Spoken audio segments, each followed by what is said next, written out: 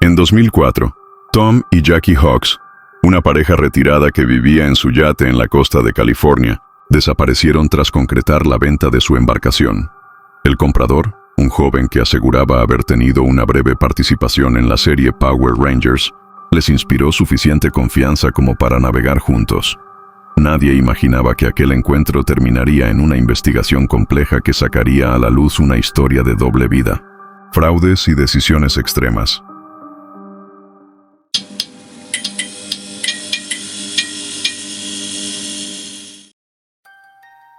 Skylar DeLeon nació el 12 de agosto de 1979 en el estado de California, con el nombre John Julius Jacobson Jr. Desde muy pequeño vivió en un entorno familiar difícil, marcado por la falta de estabilidad emocional y económica. Su padre, un hombre con historial delictivo, fue una figura autoritaria y contradictoria, y en casa predominaba un ambiente tenso.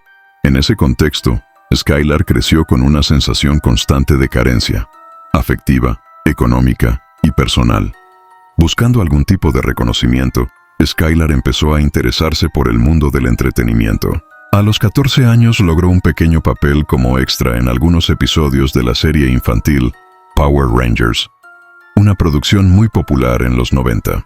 Su participación fue mínima, sin diálogo ni relevancia, pero para Skylar, ese momento representó una ilusión de escapar del anonimato. Con el tiempo, sin embargo, esa oportunidad nunca se consolidó en una carrera. No volvió a conseguir papeles ni continuidad en el medio. Lo que sí comenzó a crecer fue una fuerte necesidad de aparentar, de construir una imagen de éxito a toda costa. Mientras tanto, los problemas de identidad, los conflictos internos y una creciente frustración personal se fueron acumulando. El nombre artístico Skylar empezó a usarse en lugar del original como parte de ese intento de reinvención. En la adultez temprana, y tras no encontrar estabilidad en el mundo del espectáculo, Skylar se enlistó brevemente en la Marina de los Estados Unidos. Sin embargo, su estadía fue corta, apenas unas semanas antes de ser dado de baja por ausentarse sin permiso. Este episodio marcó otro fracaso, y también el fin de cualquier estructura sólida en su vida. Con pocas herramientas para construir un futuro estable, Skylar empezó a tener problemas financieros y legales. Se mudó de trabajos en tiendas, oficios menores y relaciones ocasionales. Durante este periodo conoció a Jennifer Henderson, una joven madre soltera con quien terminaría casándose en el año 2002. Ambos compartían una urgencia por mejorar su situación económica, aunque las formas de lograrlo distaban mucho de lo convencional. El matrimonio DeLeon empezó a planear maneras de obtener ingresos rápidos. Skylar, en especial, desarrolló una capacidad para manipular, actuar y convencer. Lo que en otro contexto pudo haber sido talento escénico, se convirtió en una herramienta para construir una imagen falsa frente a los demás. Empezó a presentarse como una persona de negocios, como alguien exitoso, incluso como un inversor. Con el tiempo y con la complicidad de su pareja, comenzó a involucrarse en fraudes menores. Cheques falsos, estafas pequeñas, suplantación de identidad. Cada paso acercaba a la pareja a un límite peligroso. Fue en ese contexto cuando surgió la idea de buscar una gran oportunidad, algo que les permitiera, de una vez por todas, cambiar de vida. Tom y Jackie Hawks eran una pareja amable, querida por sus vecinos, que había decidido vivir en su yate tras jubilarse. Lo que ellos no sabían era que su anuncio de venta de la embarcación llegaría a las manos de alguien dispuesto a todo por dinero. Skylar DeLeon, haciéndose pasar por un comprador exitoso con una familia estable, les ofreció lo que parecía una oferta legítima, con carisma, documentos falsos y la historia bien armada. Logró ganarse la confianza de los Hawks. Pero mientras avanzaban las conversaciones, la realidad era otra. Skylar y Jennifer habían comenzado a preparar un plan, uno en el que la pareja de jubilados tenía un rol central, pero que no incluía una simple transacción comercial.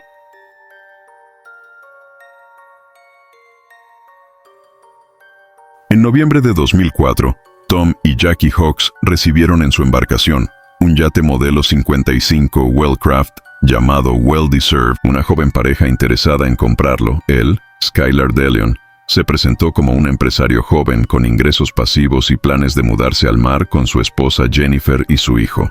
Ella, cordial, sonriente, acompañó la historia sin vacilar. Tom, un exagente de libertad condicional, y Jackie, con un fuerte instinto protector, eran cuidadosos. Habían conocido a otros interesados en la venta, pero Skylar les pareció más auténtico. Incluso se presentó con un supuesto asesor financiero, el cual no era más que un conocido suyo actuando el papel. Para completar la fachada llevó a su bebé en brazos, algo que, lejos de levantar sospechas, hizo que los Hawks bajaran la guardia. ¿Qué tipo de persona con un bebé cometería algo grave? Tras una conversación tranquila, Skylar pidió una segunda reunión. Esta vez, quería salir a navegar para sentir la experiencia del barco en el agua antes de cerrar el trato. Los Hawks, aunque con ciertas reservas, accedieron. El 15 de noviembre de 2004, Tom y Jackie zarparon con Skylar y dos acompañantes, John F. Kennedy, sí, ese era su nombre real, un ex convicto amigo de Skylar, y Alonso Machain, un joven de 21 años que trabajaba en una prisión juvenil como oficial, y que había sido convencido de participar en el plan. El paseo parecía normal. Había sol, el mar estaba calmo, y el matrimonio, aunque algo desconfiado, no imaginaba lo que estaba por venir. Mientras el yate se alejaba de la costa de Newport Beach, los tres hombres comenzaron a ejecutar el verdadero motivo de ese viaje: tomar el control del barco, someter a los Hawks y obtener las firmas necesarias para transferir legalmente la propiedad de la embarcación. La clave para que todo funcionara no era solo apoderarse del yate. Skylar quería dejar la menor cantidad de cabos sueltos. Por eso, llevaron consigo un notario público, quien resultó ser un cómplice involuntario, para firmar documentos de transferencia de propiedad. El objetivo era obligar a los Hawks a firmar bajo presión, para que legalmente pareciera una venta auténtica. Querían no solo quedarse con el barco, sino también con lo que había en sus cuentas bancarias. Durante el paseo, una vez alejados lo suficiente de la costa, los tres hombres redujeron a Tom y Jackie. Se trató de un momento violento y caótico, donde todo lo que había sido simpatía se transformó en control, fuerza y manipulación. Los esposaron, los forzaron a escribir y firmar los papeles de transferencia, y luego los mantuvieron atados y encerrados mientras el resto del plan se completaba. Skylar, John y Alonso regresaron con el yate unas horas después, ya sin la presencia de Tom y Jackie. Afirmaron ante los trabajadores del puerto que los antiguos dueños habían decidido quedarse unos días más en tierra, mientras ellos, los nuevos propietarios, se harían cargo de los trámites restantes.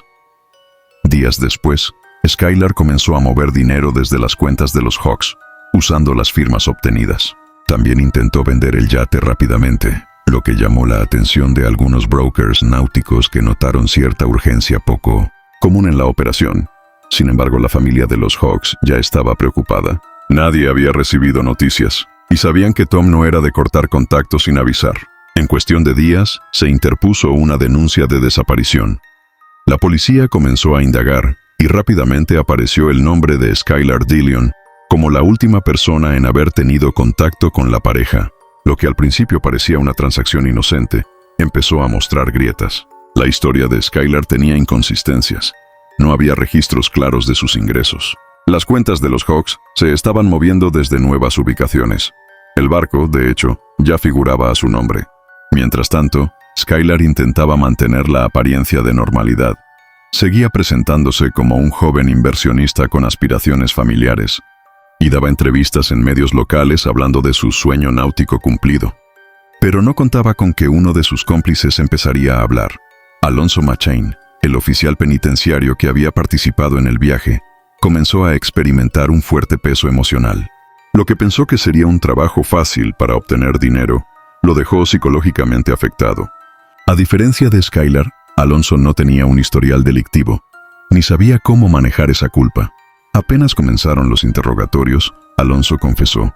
Lo hizo todo: el plan, la firma forzada, el paseo, y lo más estremecedor, cómo terminó realmente ese viaje para Tom y Jackie. La revelación daría paso a la parte más difícil de esta historia.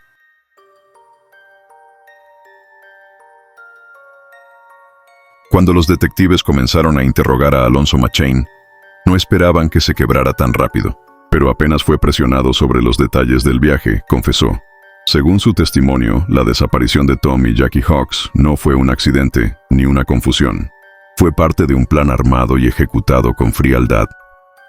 Alonso describió cómo Skylar lo había convencido de participar, prometiéndole una buena suma de dinero si ayudaba a asustar a una pareja para que firmaran ciertos papeles.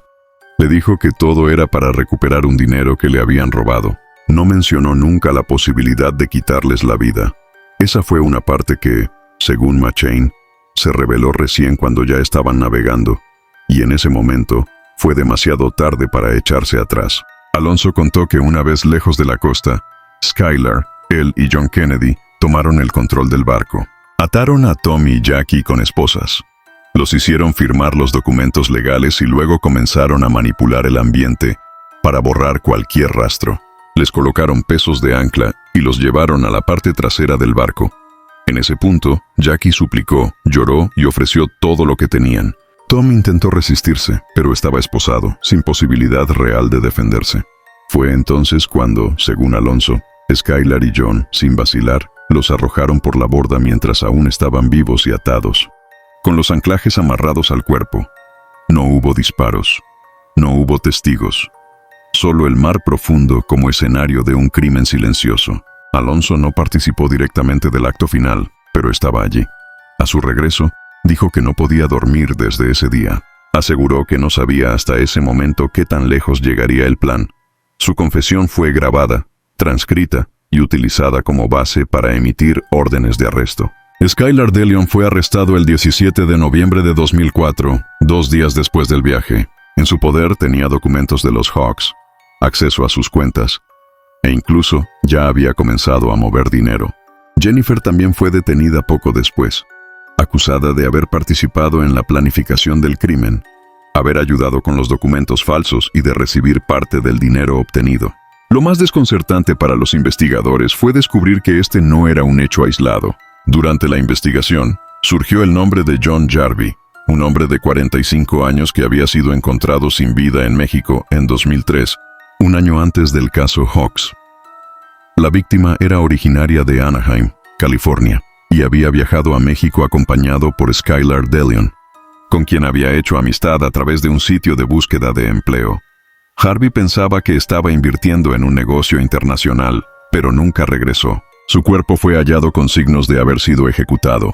En ese momento el caso no avanzó, pero al investigar los movimientos de Skylar, los detectives notaron que había cruzado la frontera con él y regresado solo, usando la tarjeta de Jarvie en cajeros automáticos.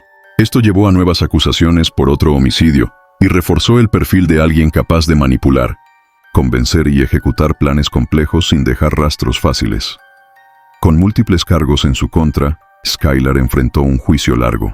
El caso captó la atención de los medios por su mezcla de elementos dramáticos. Un exactor juvenil, una familia desaparecida, un crimen en alta mar sin cuerpos recuperados y un pasado lleno de mentiras. Jennifer, por su parte, fue juzgada por su rol en la planificación y apoyo logístico. Aunque no estuvo a bordo del yate el día del crimen, se demostró que sabía lo que iba a pasar. Fue quien cuidó al hijo durante la operación, ayudó a organizar los documentos y se benefició de las cuentas vaciadas. John Kennedy también fue arrestado y acusado como participante directo. Alonso McCain, por haber colaborado con la justicia y testificado en detalle, negoció una reducción de condena, aunque no quedó libre de responsabilidad. Mientras la fiscalía armaba su caso, el retrato que Skylar había construido se vino abajo. Ya no era el joven de sonrisa simpática que soñaba con vivir en un barco. Era un manipulador meticuloso que había usado la apariencia, la familia y su pasado televisivo como escudo. Los medios recuperaron viejas imágenes de él en Power Rangers, donde apenas aparece unos segundos como extra. La narrativa del actor fracasado que quiso vivir de apariencias se volvió parte de la cobertura. Pero el fondo era más oscuro que una simple historia de ambición. El juicio apenas comenzaba, y lo más impactante estaba por venir. Skylar tenía una petición muy particular antes de enfrentar su condena.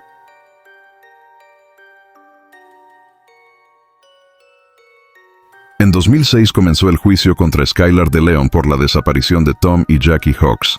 Las pruebas eran contundentes. Confesiones, documentos firmados bajo coacción y detalles del momento en que fueron atados a anclas y arrojados al mar. También se confirmó que Skylar había sido responsable de un caso anterior, la muerte de John Jarvie en México, a quien convenció de invertir en un negocio falso. En 2008, el jurado declaró a Skylar culpable de 3 asesinatos y recomendó la pena de muerte, ratificada por el juez. Fue enviada al corredor de la muerte en la prisión de San Quentin. Su cómplice John Kennedy recibió la misma condena. Jennifer de León, su esposa, fue sentenciada a cadena perpetua sin libertad condicional, y Alonzo Machain, tras colaborar con las autoridades, recibió cadena perpetua pero sin pena capital. Años más tarde, Skylar inició legalmente su transición de género y adoptó el nombre de Skylar Preciosa de León. En 2019 cambió su género en documentos oficiales y en 2023 se sometió a una cirugía de afirmación de género y aumento de pecho, según ella misma confirmó en una carta desde prisión. Pese a su nueva identidad, su situación legal no cambió. Sigue en aislamiento en San Quentin, bajo condena de muerte.